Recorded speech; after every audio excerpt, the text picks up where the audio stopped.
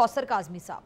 कौसर साहब, ये एक चीज़ समझ नहीं आ रही कि इतनी नाकाबंदी थी लेकिन बुशरा बीबी साहिबा, अली मिन गंडापुर साहब मुनाल के रास्ते से आसानी से एग्जिट कर गए और कोई मतलब पुलिस उनको ट्रेस नहीं कर पाई। 2 लोग बाकायदा निकल गए और शिकंजे से निकल गए कह लें। मतलब पुलिस की क्या नाकामी है, ये क्या ये है, या ये कोई प्लान बी था पीटीआई का? आपको क्या समझ आई है अभी तक? मुझे एक ही बात समझ आई है फिजा, कि जो लोग शरीयत के इतने पाबंद थे और दीन और इस्लाम की बातें करते थे और वो यकीनी तौर पर हलफ की अहमियत को भी समझते होंगे, तो रियासत ने जब देखा कि एक जो वज़ीर आला केपी हैं और उनके साथ एक पाबंद शरीयत खातून है, उन्होंने जब हलफ दे दिया तो किसी के वहम गुमा में भी नहीं था कि वो यूं फरार हो जाएंगे अपने कारकुनान को छोड़ के। तो हमारी तो सारी तरफ जो तवज्जो थी वो उस हुजूम की तरफ थी जो आपके मीडिया हाउसेस पे हमला आवर था। आप जरा निजी चैनल से पूछे, जो खवातीन वहां पे मैसूर होकर रह गई थी, उन्होंने वहां पर क्या क्या देखा। देखें, मैं ये कहता हूँ ना, ये पुरअमन एहतजाज नहीं था, एजेंडा कुछ और था।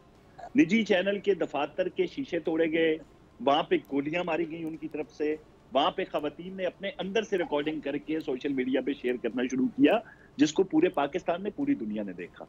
आपने ये देखा कि गुलेलों के अंदर वो जो बंटे होते हैं वो डाल के एक एएसपी समेत लातादाद जो हमारे फोर्सेस के लोग थे उनको जख्मी किया गया, और एक की तो खुदा ना खास्ता आंख जाया हुई है, जिसको बचाने की भरपूर कोशिश की जा रही है कि किसी तरीके से उनका कोई सर्जरी करके उनकी आंख को बचाया जा सके। तो ये तो एक पुरतशद्दुद किस्म की कार्रवाइयां थी।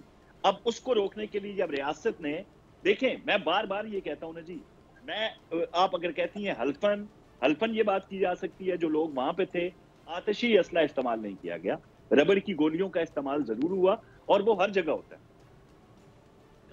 जरा बरतानिया की मिसाल ले लें, अभी कुछ अर्सा पहले मॉब निकले वहां पे, उन्होंने निजी इमलाक को नुकसान पहुंचाया लोगों का, उनके मुतालबात जो भी थे, तो बरतानिया ने उनकी तरफ देखा तक नहीं ना, और सोचा गया ना, कंसिडर किया गया।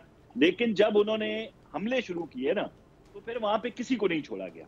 हालांकि वो सिर्फ दुकानों को और लोगों की निजी इमलाक, उनके घरों को नुकसान पहुंचा रहे थे, गाड़ियों को नुकसान पहुंचा रहे थे, तो उन्होंने बिल्कुल सख्ती से उसको पीटीआई ये जो इल्जाम है ये लगा रही है आप लोगों की तरफ के जी, वो कह रहे हैं कि जी स्नाइपर से हमला हुआ है, हमारे लोग जख्मी हुए हैं, और वो अपना मौक़िफ़ ये पेश कर रही है पीटीआई। 2014 में ले जाऊं आपको वापस, जब पीटीवी पे हमला हुआ था। नहीं, मैं किसी को जस्टिफाई नहीं कर रही कौसर साहब, मैं सिर्फ ये सवाल पूछ रही हूँ कि पीटीआई वाले इसको ऐसे जस्टिफाई कर रहे हैं कि जी इनके साथ किया जा रहा था तो ये बदले में ऐसे कर रहे थे। जारी बात है, इधर से आप लोगों की जो ये मैं कह रहा हूँ कि मेरे साथ जरा तारीख के और आग पलटना शुरू करते हैं। देखिए 2014 का धरना मैंने खुद कवर किया था, और उस टाइम पे मैं पीटीवी में ही काम कर रही थी, पीटीवी में ही काम कर रही थी। जी 35 लाशें वहां पे देखी थी आपने, 35 लाशें वहां पे देखी थी। उसी तरह के इल्जामात अब लगना शुरू हो गए हैं जो 2014 में थे।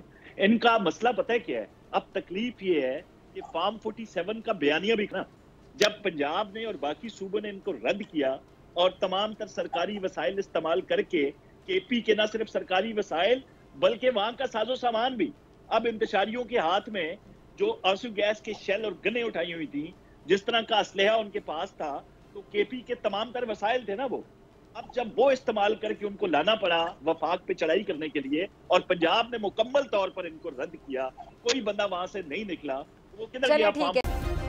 सब्सक्राइब करें और बेल दबाएं ताकि कोई खबर रह न जाए।